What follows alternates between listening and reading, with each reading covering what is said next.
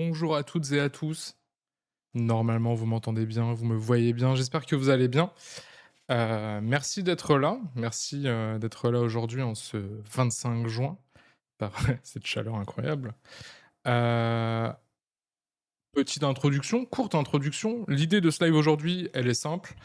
C'est de pouvoir vous parler clairement de un peu cette fausse guerre qu'il peut y avoir entre les différents modèles, notamment entre Google et Anthropic. L'idée ici, c'est de pouvoir vous éclairer, en fait, comme d'habitude, sur ces sujets-là. Et pour ce faire, en fait, aujourd'hui, l'idée, c'est pas, de faire de la comparaison de benchmark comme vous pouvez voir sur les différents réseaux. Vous allez voir en plus que ça fait pas toujours sens. C'est pas de vous montrer, voilà, énormément de stats et de vous faire une présentation PowerPoint, assez longue. L'idée, c'est d'avoir une discussion avec, Quentin, que je vais vous présenter, très brièvement, mais vous connaissez Quentin, bien évidemment. De faire une discussion avec lui, Heu, pour, justement échanger pendant une quarantaine de minutes maximum. N'hésitez pas à poser vos questions évidemment en live, on vous répondra. On vous enverra aussi le replay si jamais vous n'avez pas pu être là, ou si vous devez partir en cours de route, ne vous inquiétez pas. Donc, sans plus tarder, on va accueillir Quentin, avec nous aujourd'hui. Quentin, est-ce que tu nous entends? Oui, bonjour à tous, bonjour Ah, Steven. parfait, salut. Très bien. Comment tu vas?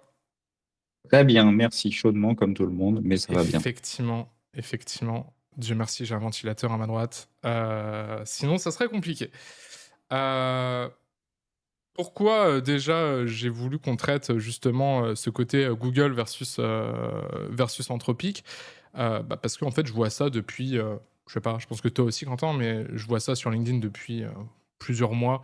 Il y a la guéguerre des modèles, c'est quelque chose qui fait beaucoup de reach, c'est quelque chose qui fait parler, les gens aiment bien prendre parti, les gens aiment bien, dire: «Ah ce modèle-là est mieux que l'autre» et cetera et vu que ça change assez rapidement, les gens peuvent s'y perdre assez facilement. Donc, déjà avant toute chose, j'aimerais qu'on voit un peu, où on en est, de chaque côté entre guillemets. Est-ce que tu peux nous faire un petit état des lieux justement de où on en est côté Google notamment? Ouais, bien sûr. Alors, dernièrement, donc on a, je dirais, 4 sujets majeurs. On a évidemment le modèle, comme tu viens de le Ouais, dire, on a l'application Gemini, OK, on a la plateforme d'entreprise OK, et Antigravity.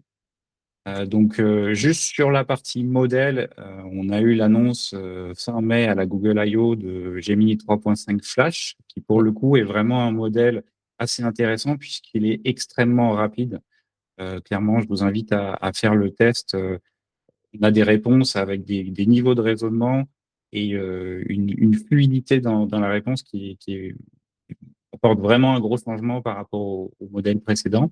quand tu parles de Heu, rapidité, excuse-moi, je te coupe, mais quand tu parles de rapidité, tu parles de rapidité dans la réponse par rapport à ce qu'on envoie? c'est ça, dans la OK, capacité de raisonnement et dans la réponse qui va s'afficher. OK, Pour le coup, on est vraiment différent de ce qu'on peut avoir côté Claude, où là, on peut potentiellement aller, se faire un café pour certaines réponses. Là, on a c'est vrai. vraiment des réponses quasiment instantanées. OK. Sans perdre la Heu, qualité de la réponse? Tout à fait, OK, tout à fait.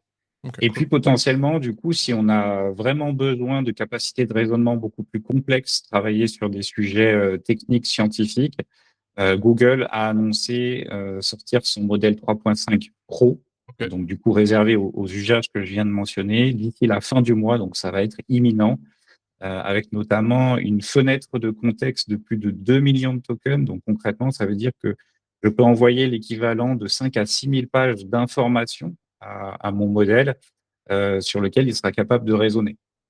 OK. Donc, pour vous voilà, c'est l'équivalent des 7 tomes de la saga Harry Potter, pour donner un exemple, et j'aurai encore OK. de la place pour rajouter des choses.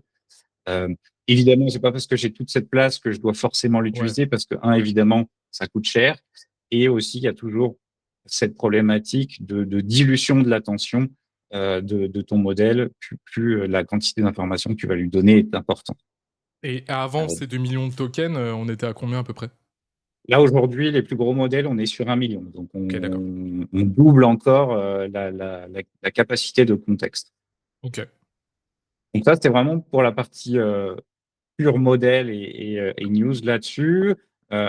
Associé évidemment à ce modèle, bah, les gens interagissent avec, au travers de l'app, Gemini, et aujourd'hui qui compte, un peu plus de 900 millions d'utilisateurs. OK, quand En même. sachant OK. que, voilà, Google a annoncé également lors de la Google I/O avoir, déjà plus de 13 produits à plus d'1 milliard d'utilisateurs. Donc, il est très probable qu'ils De en aient Google en bientôt même temps. 14. Ouais. Voilà, donc c'est évidemment, énorme, et ils ont d'ailleurs aussi annoncé qu'ils avaient aussi 5 produits qui dépassaient plus de 3 milliards d'utilisateurs. Donc évidemment Google Search, Gmail, Android et puis Chrome et YouTube. Ouais. Bon, jusque-là, ouais, c'est effectivement un peu surprenant, sachant que ces solutions-là intègrent directement Gemini aussi. Donc, est-ce que c'est comptabilisé là-dedans ou est-ce que c'est vraiment, l'application pure Gemini, qui Mmh. réunit 900 millions d'utilisateurs? Ouais, pour le coup, c'est vraiment OK, l'application, pure de Gemini, et donc ça, c'est vraiment réservé à un usage grand public, on va dire. d'accord. Heu, mais Google avance en parallèle autour de sa plateforme IA d'entreprise qui s'appelle, Gemini Gemini Enterprise. Donc c'est Enterprise, un peu ouais. difficile Enterprise, pardon. C'est un Ouf. peu difficile de s'y retrouver parce que tout démarre par, Gemini. Mais aujourd'hui, c'est, ils voient l'usage de plus en plus se développer avec, bientôt 10 millions de licences payantes, OK, avec une adoption par trimestre qui augmente, de presque 50. OK. Donc Et ju comment t'expliques cette augmentation, du coup, justement, de licences vendues côté Google, en tout cas, pour les ouais. entreprises? Il y a un vrai besoin en fait, les gens quand ils ont découvert, ChatGPT il y a quelques années, la première chose qu'ils ont fait, c'est vouloir l'utiliser dans un contexte d'entreprise, et donc évidemment, au démarrage, les entreprises, la plupart des entreprises ont fermé les vannes, ce qui évidemment sur une problématique de sécurité des données est tout à fait entendable. Ouais, c'est logique, ouais. Mais là aujourd'hui, on arrive à des outils qui sont vraiment matures, qui sont vraiment, puissants et qui permettent vraiment d'améliorer le confort et d'automatiser les tâches, des employés, et c'est vrai que sur ce segment entreprise, vraiment focalisé là-dessus, on a très peu d'acteurs qui arrivent à fournir une plateforme, aujourd'hui, comme celle-ci. OK. C'est comme je disais justement, avec Mehdi à notre dernier live, le positionnement de Google a toujours été de viser les entreprises en premier, de renforcer une offre entreprise déjà bien ancrée, parce que c'est aussi ça sa force, c'est que c'est une addition, logique en fait, à tout l'écosystème qu'ils ont déjà de base. Ce qui est aussi pourquoi, même nous en tant que partenaires, bah, c'est «facile» entre guillemets de transitionner, et d'apporter en plus, de tous les services Google qui existent, la couche Gemini à tout l'écosystème. Mmh. Heu, c'est vraiment ce qui fait la différence là-dessus et tu parlais justement et c'est un peu on y reviendra, mais pour moi, c'était un peu la faiblesse justement, tu me diras ce que tu en penses, de Google à ce jour, mais le côté justement génération de code, cible technique, un peu qu'ils essayent d'aller chercher pour aller, bah, justement grappiller un peu ces «parts de marché» entre guillemets de Claude aujourd'hui. Il y a eu l'annonce, récemment au Google Cloud Summit notamment où on était, d'Antigravity 2.0, vraiment le côté, industrialisation de la solution, côté notamment entreprise. Heu, Qu'est-ce que ça change concrètement? Oui, en fait, autour de ce segment de la génération de code, il y a un historique assez, conséquent côté Google. On a eu du Bard, ensuite, on a eu du Gemini Code Assist, qui est encore un produit, disponible, mais qui va potentiellement tendre à disparaître un petit peu, justement au profit d'Antigravity, OK, où là, on est vraiment sur un IDE agentique, pensé dans un premier temps pour pouvoir piloter une flotte d'agents qui vont être capables chacun d'exécuter différentes tâches de manière séquentielle ou parallèle. Et finalement, le développeur se retrouve de plus en plus dans une position d'orchestrateur ouais. que de développeur, pur. Et donc, c'est clairement, aussi la réponse de Google, à des outils comme Claude Code côté Anthropic. Donc là, ouais, la volonté, c'est vraiment d'aller chercher, le terrain des IDE, qui est peut-être un terrain un peu compliqué à aller chercher, non? Parce que, bah, le développeur a ses habitudes. Heu Aujourd'hui, Oui. on a plutôt tendance à avoir des solutions intégrées dans les IDE, notamment avec, Visual Studio Code qui intègre, bah, Claude, qui intègre Codex, et autres. Est-ce qu'il n'y a pas un risque de grosse friction justement côté équipe technique? De passer, bah, sur Antigravity?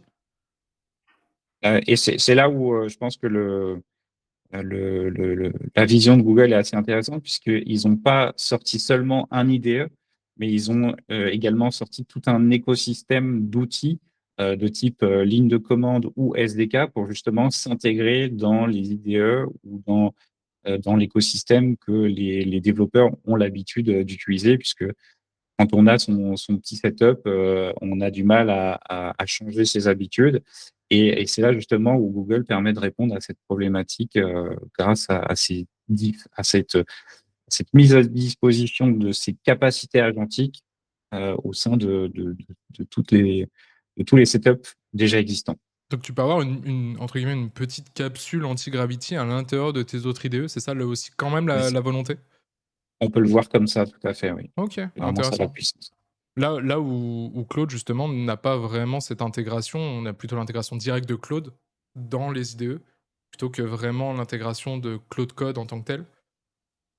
Bah, en fait, oui, Claude, ce qui est intéressant là-dessus, c'est que eux, ils ont une approche un peu différente. Évidemment, tu peux utiliser Claude directement dans le navigateur, mais tu as l'application desktop, Claude Desktop, Ouais, qui réunit, on va dire, trois grosses briques: la partie chat pure, la partie code, code ouais, et la partie cowork. Cowork. Donc évidemment, sur la partie code, le dernier modèle, notamment Opus 4.8, qui est sorti fin mai, est excellent, hein. Tu as parlé des benchmarks tout à l'heure, mais Ouais. même dans la pratique, c'est vraiment un excellent modèle. Et concrètement, au niveau Cloud Code, ils ont doublé leur nombre d'utilisateurs depuis le début de l'année. Et ça correspond aussi au moment où ils ont lancé leur Cloud Cowork, qui en fait finalement intègre cette puissance agentique que Claude Code avait, mais plutôt appliquée à un travail bureautique. Donc là, ils ont clairement changé leur approche pour élargir un peu à une cible grand public. Et ils ont notamment aussi sorti des add-ons dans Word, Excel, PowerPoint pour là aussi élargir la base d'utilisateurs. Donc on est vraiment Qui cible là. des métiers différents, plus «grand public» entre guillemets, Oui. moins technophile aussi, sachant que de base, bah, Claude Code, et Claude, quand même en particulier visait quand même vraiment beaucoup les techs et les vise quand même toujours beaucoup aujourd'hui. Je connais bah, très honnêtement, je connais pas un tech qui travaille pas avec Claude Code. Enfin, avec d'autres Tout à outils, hein, fait. mais et je comprends aussi pourquoi. Moi-même, je travaille avec, en tant qu'ancien tech et c'est un plaisir clairement. Du coup, vu qu'on parle finalement, on a assez transitionné facilement vers Anthropic, Mmh. là où Google déploie une grosse force de frappe orientée entreprise, ce qui est pas surprenant de la part de Google clairement, Anthropic, ils en sont où aujourd'hui? Donc tu as parlé de x2 en termes de licence, donc ça suit un peu la croissance aussi de Google, peut-être une croissance de marché d'ailleurs, bah, plutôt logique vu que l'IA est quand même au cœur de tout aujourd'hui. Mmh. Où en est Anthropic aujourd'hui et quelles sont justement ces nouvelles et peut-être potentiellement une vision, sur le futur de la société et comment elle va avancer? Ouais, on voit il y a quand même une grosse adoption en entreprise. Il y a quelques chiffres, ils ont déjà plus de 1000 entreprises avec des contrats de plus de d'1 million de dollars par an. OK, Et puis aussi, ils ont rendu leur modèle disponible au travers des 3 plateformes cloud, donc AWS, Azure et Google Cloud. Donc ils visent quand même à généraliser vraiment leur modèle. Et puis aussi, ils sont à l'initiative des protocoles comme le MCP, donc qui est un peu l'équivalent de l'API de l'API pour les agents? pour une Ouais, IA, ouais. voilà. Et notamment cette notion de skills sur laquelle on pourra revenir. Donc, on va dire, Anthropic, sa cible, c'est pas initialement le grand public, mais vraiment, ils font plutôt du ciblage par profil. Et mine de rien, avec l'apport de valeur qu'ils font, c'est ça qui leur permet finalement d'étendre leur empreinte au fur et à mesure. Tu parles de skills justement, des skills pour résumer un peu pour les gens qui savent pas trop ce que c'est et tu me diras si je l'explique bien. Mmh. C'est une sorte de mini application finalement, soit développée par Claude directement et qui propose, soit, par d'autres personnes, des indépendants, pour, justement, donner une tâche spécifique à un skills pour qu'il soit réutilisé directement par les agents, pour que ça soit plus simple notamment et plus contrôlé aussi et plus réutilisable, voire scalable. Nous-mêmes chez Lior, on a des skills liés, juste à la brand, à la marque, pour avoir tout le catalogue de marques de la société, pour qu'on puisse réutiliser directement lorsqu'on a besoin de créer des documents ou d'autres types de contenus. Tout à fait. Il faut vraiment voir ça comme, une compétence unitaire, que tu peux vraiment cadrer, spécifier, et potentiellement, scripter avec, du code si besoin. Pour en faire quelque chose de réutilisable et comme tu l'as dit, nous, on a pu, encapsuler notamment, tout ce qui est, charte graphique de Lior, Ouais. dans ce skills-là et qui peut facilement, au cours d'une conversation être, invoqué finalement, pour, convertir par exemple un document en quelque chose de visuellement, correspondant à notre charte graphique. Et Gemini a encore l'équivalent? Les gems? Je crois c'était Alors, ça? oui, en fait, Gemini est plutôt parti sur, initialement des gemmes que vous pourrez retrouver dans l'application, grand public. Mais de plus en plus, en fait, on va évoluer vers, des capacités plutôt agentiques, où là, on peut aller beaucoup plus loin puisque les gemmes, c'est encore assez, limitant dans le sens où globalement, tu peux essentiellement, sauvegarder un prompt et potentiellement mettre des informations heu, des documents, Ouais, c'est ou encore autres. ouais, c'est quand même différent des skills de Claude, quoi. C'est pas du tout la même Voilà. approche. Ouais, OK. C'est une approche, finalement beaucoup plus, grand public que tech puisque, les skills, ça reste, du format markdown, tu peux, comme je te disais, mettre du code, donc c'est vraiment une approche plus tech. Côté entreprise, c'est quoi leur offre entreprise en tant que telle? Parce qu'on connaît beaucoup l'offre particulier. Est-ce que Mmh. c'est, finalement, juste de la scalabilité, de leur offre, par exemple, le code, où il y a juste plus de possibilités et moins de rate limit? Ou, est-ce Alors, que ça vient avec d'autres choses? c'est un peu difficile de suivre, ils ont une offre entreprise, bien sûr, OK. mais clairement, on sent que, si tu veux, l'aspect gouvernance qu'ils souhaitent insuffler dans le produit, n'est clairement pas là ou et elle se construit au fur et à mesure. Ouais, ouais, ils sont encore Quand en tu train de utilises chercher, quoi.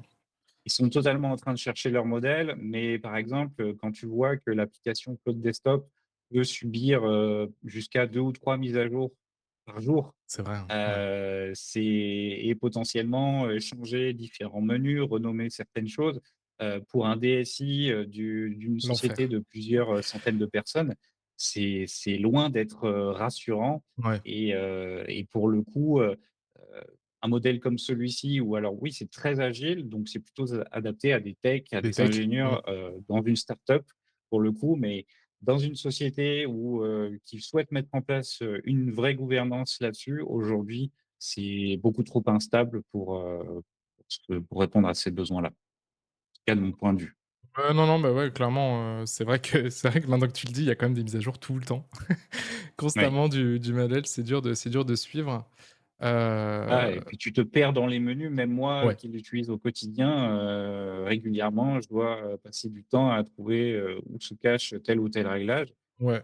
parce que ça change quotidiennement. C'est d'ailleurs pas pour rien qu'on voit beaucoup, notamment sur Twitter, des techs, ou même des non-techs, codés ou vibe codés, des surcouches à Claude pour essayer de rendre ça plus lisible, plus facile d'utilisation aussi. Pour naviguer notamment entre les différents agences, qui est plutôt un enfer, je trouve, hein, personnellement côté Mmh. Claude. Le pilotage multi-agent, là où Gemini fait quand même ça, en tout cas, de manière plus fluide pour l'utilisateur. Oui.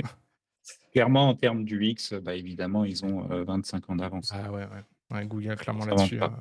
c'est là où on voit qu'Anthropic avance côté startup, encore, Mmh, dans l'approche même UX quoi, ouais, clairement. bien sûr. On a un peu l'état des lieux de chaque entreprise.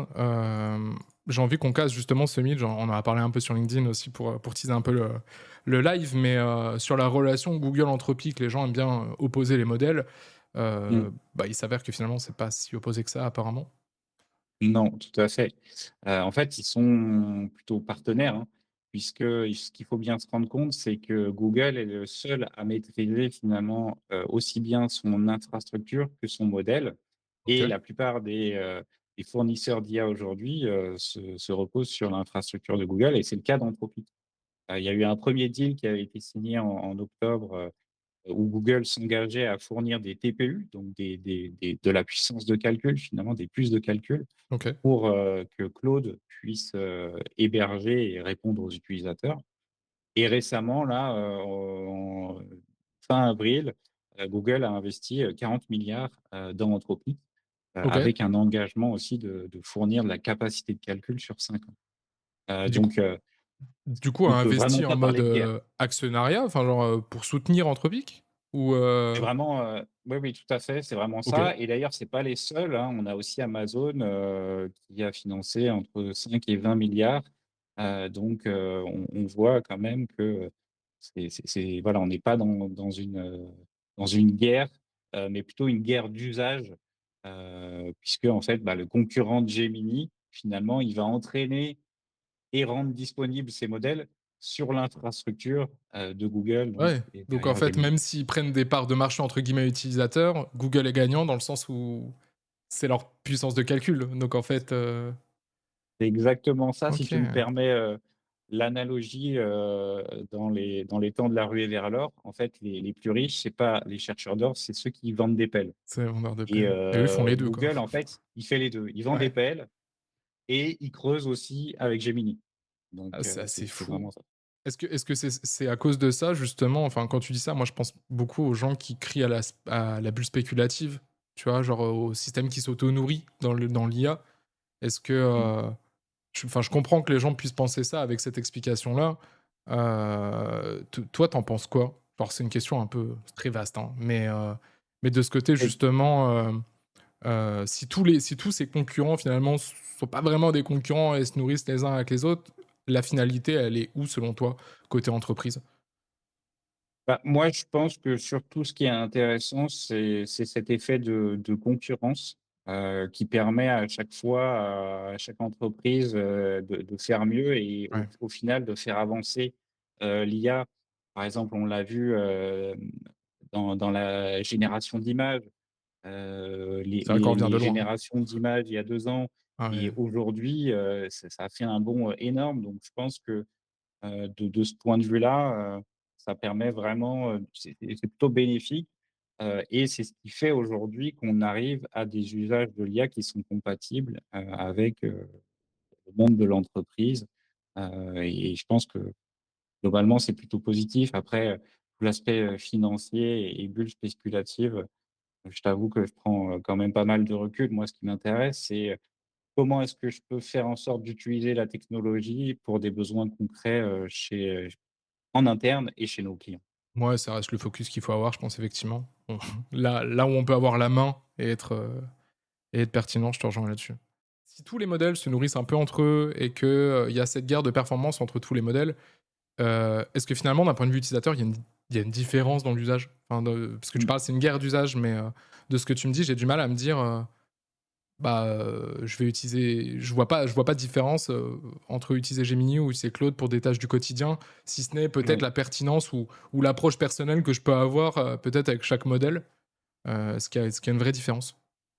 Bah, voilà, c'est ça reste quand même des produits qui ont une cible différente, mais on va dire pour du chat quotidien, l'expérience, elle va vraiment être, être similaire. Ouais. Par contre, à partir du moment où tu veux adresser certains types de tâches, en effet, tu peux privilégier l'un ou l'autre. On l'a dit sur la partie, Claude, clairement, si tu veux faire de la génération de code, on va plutôt, le privilégier. Tout ce qui est aussi raisonnement, tout ce qui est rédaction de documents aussi pour soumis à un respect de charte graphique. Là, Claude est vraiment, devant puisque, il s'intègre, hein, comme je le disais, dans la suite, Office. Ouais. Mais ça reste quand même, orienté tech. En revanche, là où Gemini prend le dessus, c'est notamment sur ses capacités multimodales, donc aussi bien, en entrée qu'en sortie, donc être capable de comprendre, des images, de la vidéo et d'en générer également. On l'a vu, avec, Nano Banana et cetera. Et puis aussi le prix, quand même et l'aspect, user friendly, j'ai envie de dire, Ouais. où, Ouais, ouais, où l'UX, c'est ouais, quand même, clairement. voilà. Mais, voilà, pour l'utilisateur lambda, c'est surtout Quel est l'écosystème auquel il est déjà habitué? Ouais, Évidemment, si il a déjà l'habitude d'utiliser du Gmail, du Drive et cetera, eh bien, Gemini est déjà là, est déjà intégré et c'est ça, qui fait qui crée un avantage aussi pour Google.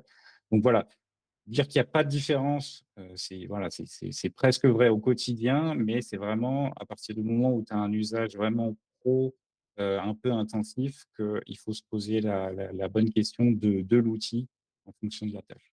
Alors évidemment, la discussion qu'on a et ce qu'on a dit, jusqu'à présent, ouais, tout peut dans 6 mois, basculer ouais, dans même deux mois. c'est clair. Mais voilà, aujourd'hui, clairement, si tu te dis: «OK, je veux pouvoir interroger et gouverner mon patrimoine de données en entreprise», bah, là, tu te dis: «OK, je vais sur Gemini Enterprise». Par contre, si tu veux un agent qui va exécuter, une tâche de bout en bout, potentiellement exploiter une API un peu complexe, ou aller chercher des fichiers en local, là, tu vas rentrer dans un workflow qui, en plus d'être complexe, voilà, a besoin de Claude pour pouvoir rentrer dans l'ensemble de ces paramétrages. Mais ça reste aussi quand même un usage plutôt personnel, en fait, Ouais. ce type de besoin-là. Donc voilà, en général, chez nos clients, bah, on part sur Gemini quand, évidemment, la plupart du temps, ils sont sur Google Workspace, même si Oui. de plus en plus de clients Microsoft viennent Ouais, nous on a vu voir, des gens vouloir switcher heu justement, ouais. ça, on va dire les déçus de Copilot et autres, et il y en a. Et puis, évidemment, ce besoin de gouvernance qu'on évoquait, de la résidence des données, d'utiliser, de créer des agents en mode no code, puisque, il ne faut pas oublier quand même que, tout le monde n'est pas des développeurs ou, des férus de technologie, et il faut quand même pouvoir trouver des outils adaptés à ces besoins-là. Ça en est où Copilot? Enfin, est-ce que c'est selon toi, de ce que tu sais, hein, mais est-ce que c'est encore un sujet qui est vraiment un sujet d'investissement encore pour Microsoft aujourd'hui? Ou c'est juste que j'ai un biais Alors, de projection et du coup, vu que je m'y intéresse pas, j'ai l'impression que c'est mort? je pense que je suis biaisé aussi. Ouais, ouais, Ne bah, mais c'est serait-ce que normal. d'avoir, des logos Google un peu partout. Mais en tout cas, des clients Microsoft, qu'on reçoit entre guillemets «au quotidien», on sent vraiment qu'il y a une énorme frustration, Ouais, que les outils ne sont pas, à la hauteur. ils Et le suivent cas pas, le plus ouais. frappant, c'est, notamment, l'arrivée de Notebook. Il y a, alors ça remonte à déjà presque Ça date, plusieurs ouais. années. Mais clairement, les clients Microsoft, viennent nous voir en disant: «Bah, moi, je veux utiliser Notebook dans mon entreprise. J'ai un environnement Microsoft, comment est-ce que je peux faire?» Et Google a pensé sa plateforme Gemini Enterprise justement pour être, agnostique. Ouais. Et ça, c'est plutôt un move, très très intelligent. Et en tout cas, pour le moment, j'ai pas encore vu, d'équivalent, aussi, développé, chez Microsoft. Ouais, ils sont un peu sous le radar. Peut-être qu'ils préparent quelque chose pour revenir dans la course, mais OK. Mais Probablement, oui. après, effectivement, c'est pour ça qu'on le dit aussi aux gens, on a forcément un biais de projection aussi. Où on se dit: «Bah, nous, forcément, on travaille forcément avec ces technos-là, donc notre focus est là-dessus». Heu, mais il est vrai que d'un point de vue marché, en tout cas, Microsoft est assez silencieux, actuellement sur, l'évolution, des technos Microsoft, quoi. Tu parlais du fait que Google est agnostique avec d'autres solutions. Est-ce que Google l'est avec d'autres modèles que les modèles Google aussi? C'est-à-dire? Est-ce que, c'est facile d'intégrer un écosystème Google, même Gemini, par exemple, bah, des workflows où il y a Claude qui vient intervenir, sur différentes tâches ou autres? Ou est-ce qu'il y a friction comme moi parfois je peux le rencontrer entre Codex par exemple et Claude où parfois c'est un peu compliqué? Oui. En fait, au sein de la plateforme Gemini Enterprise, tu peux donc créer des agents. Ouais, Évidemment, par défaut, Google, propose les siens. propose les siens, Ouais, ce normal, qui serait quand même, un peu, étrange de ne pas le faire. bien sûr. Mais la plateforme Gemini Enterprise te permet aussi d'accueillir des agents que tu vas pouvoir coder toi-même, OK, et que tu vas pouvoir héberger, côté Google Cloud OK, dans, ce qu'on appelle l'Agent Platform. OK. Et cette Agent Platform met à disposition tout un tas de modèles, ce qu'ils appellent le modèle Garden, et tu peux bien sûr sélectionner du Gemini, du Llama, du Mistral, du OK. Claude. Donc c'est tout un écosystème qui est, relativement ouvert et qui ne t'enferme pas non plus, Ils auraient dans pu du vouloir Google. cloisonner sur ça, ils le font pas, quoi. Tout à fait, Bon après, tout à comme on fait. l'a dit plus tôt, en fait, il y a aussi un intérêt que d'autres modèles fonctionnent, et d'éviter justement, bah, l'effet Microsoft où les gens ont envie de partir parce qu'ils peuvent pas intégrer ce qu'ils veulent intégrer là où ils veulent l'intégrer. Donc OK, super intéressant. Finalement, il y a pas de question côté entreprise, là j'utilise Gemini, là j'utilise Google, ça dépend des cas d'usage, heu et il faut tendre vers la communication entre les 2 ou est-ce que faut segmenter au mieux pour être plus efficace selon toi? Je sais pas si ma question est claire? Bah, en fait, de plus en plus, on va dire les moi, ce que je vois, c'est voilà, les populations tech, elles ont besoin d'avoir, des paramétrages dans tous les sens, de faire des réglages très fins et donc pour ces populations-là, à l'instant T, on Code va code, quoi. forcément plus pousser du cloud code, mais Ouais, ça reste une très faible population, c'est vrai. et que la majorité, va pouvoir largement trouver son compte, côté, Gemini Enterprise.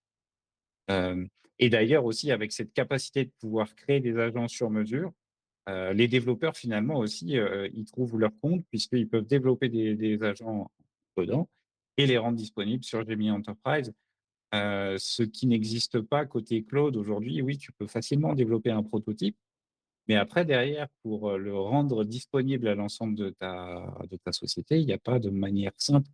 Bah, il Ça y a me les fait penser skills quand même. oui, il y a les skills, mais ça reste une compétence, unitaire. Il faut qu'elle soit Oui, mise en œuvre ensuite au sein d'un workflow, oui. via un agent ou, au travers d'une application web.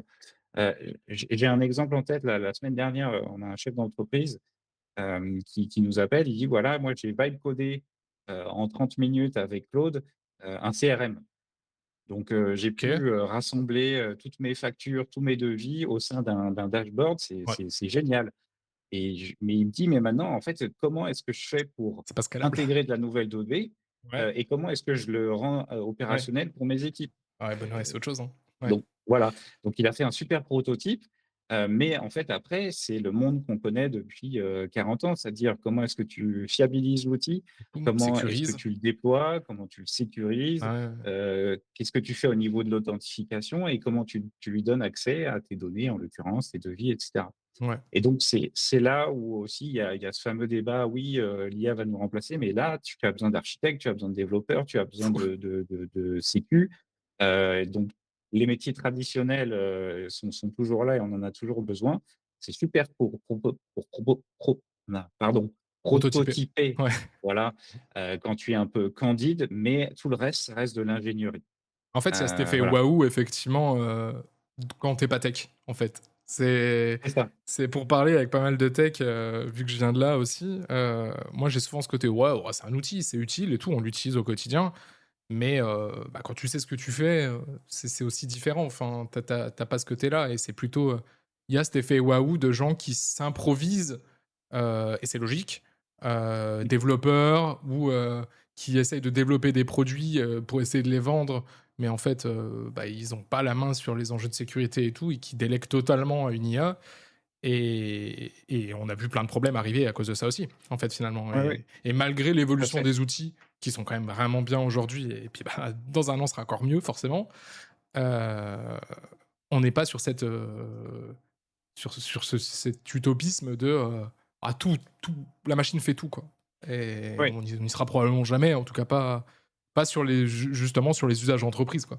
Aucune entreprise Mmh. ne déléguera totalement, heu, les choses à une machine sans avoir de contrôle dessus, en fait. On arrive aujourd'hui à un niveau et là, pour le coup, c'est une fonctionnalité côté, Cloud Code qui existe, OK, qui s'appelle Dispatch et en gros, OK. tu vas utiliser l'application mobile comme Ah oui, finalement une télécommande, je le fais ça aussi, ouais. bah, lancer des tâches qui seront effectuées, sur ton ordinateur en local ou dans le cloud et voilà, moi, l'autre jour, j'étais dans le train, je me suis dit: «Bah, tiens, j'ai une fonctionnalité à développer». Je la lance dans le train, et le reste du temps, bah, voilà, je consulte mes mails, je fais autre chose. J'arrive au bureau, je vois le code qui est livré et j'ai entre guillemets «simplement à valider». Mais ça nécessite quand même mon expertise de tech et de développeur, mais ça aurait été impensable, il y a un an. En tout cas, pas comme ça et pas avec, en automatisant et clairement, ouais, clairement différemment, hein. C'est ça. J'ai eu le même cas justement du train où je bossais directement sur un projet hébergé sur GitHub, en fait. Où, ça modifiait en direct le projet sur GitHub directement, pour des modifications mineures, quoi. Tout à fait. Mais ouais, non, c'est assez intéressant. On fait un peu le parallèle Cloud Code Gemini Enterprise. Pour le coup, Gemini Enterprise est moins permissif sur ce Ouais. sujet-là. Le scope des actions possibles est beaucoup plus restreint, mais en contrepartie, tu as vraiment la sécurité, la stabilité, la gouvernance et c'est ça aussi qui est rassurant pour une entreprise, et c'est ce qui fait vraiment la différence entre, de la simple démo et de la production, quoi. Donc il faut garder ça aussi, en tête. L'IA est un peu perturbateur d'attention, je trouve. Je sais pas ce que tu en penses, mais tu disais justement, bah, voilà, je suis dans le train, je consulte mes mails et tout. Je mets un agent qui fait un truc à gauche, je mets un truc qui fait à droite et tout.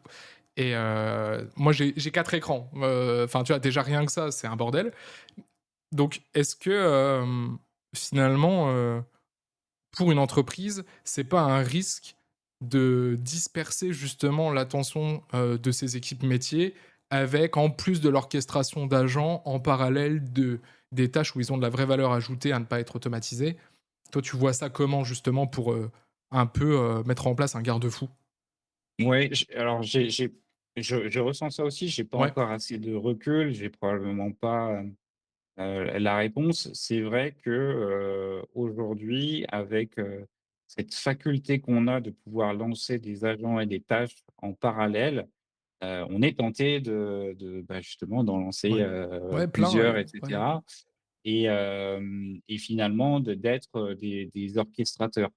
Après, moi, j'essaye quand je fais ça, j'essaye de lancer des tâches en parallèle sur un même projet, Ouais, parce ouais, qu'évidemment, si je travaille sur 3 projets clients en parallèle, c'est un ben, enfer. clairement, j'aurais beau avoir la meilleure IA du monde, ce qui est vraiment coûteux, c'est, pour le cerveau, c'est le contexte switching, Oui. c'est-à-dire, changer en permanence de contexte.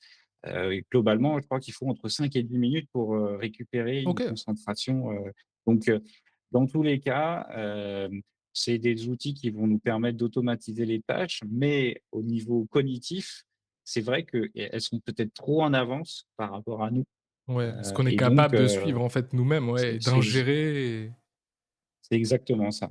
ouais, Donc voilà, avec modération et quand même, rester sur un contexte, qui est le même. Finalement, c'est un peu la même logique, une IA, tu lui donnes un contexte spécifique dans lequel elle peut travailler facilement. C'est la même chose pour le cerveau. ouais, de fou. Donc, voilà. Ouais, totalement. Totalement d'accord avec toi et je suis revenu aussi à bosser sur un projet à la fois. Heu, je pourrais avoir des agents et cetera et c'est vrai que j'ai ce confort personnel de rester sur de l'intégration dans, Visual Studio Code de, 1 ou 2 modèles, et pas trop m'éparpiller parce que d'expérience, bah, j'ai eu ce côté, biprojet, tiens là je refais un bouton, là je refais ça, Mmh, là je fais une feature et en fait je me retrouve avec une mélasse de projets pas finis, en fait, et c'est qui ça, finissent sur une étagère de trucs pas finis et rien de mieux pour frustrer une entreprise sur l'adoption de l'IA, quoi, que de faire ça. clairement. Donc non, OK, super intéressant alors ton retour là-dessus. Est-ce que finalement, le plus important, si on veut conclure là-dessus, parce qu'on a fait un gros état des lieux de tout ce qui se passe côté Google, Anthropic, de comment ça avance, aussi côté entreprise. Est-ce que le plus important finalement, c'est pas justement, le workflow, est-ce qu'elle est pas là cette valeur ajoutée, côté, bah, ne serait-ce que de notre côté, côté prestataire externe aussi, hein, bien sûr la compétence technique et tout est indispensable, mais, Mmh. dans la mise en place côté entreprise d'outils d'IA, est-ce que, bah, justement le plus important, c'est pas le workflow et comment on va faire communiquer les différents outils entre eux, quoi?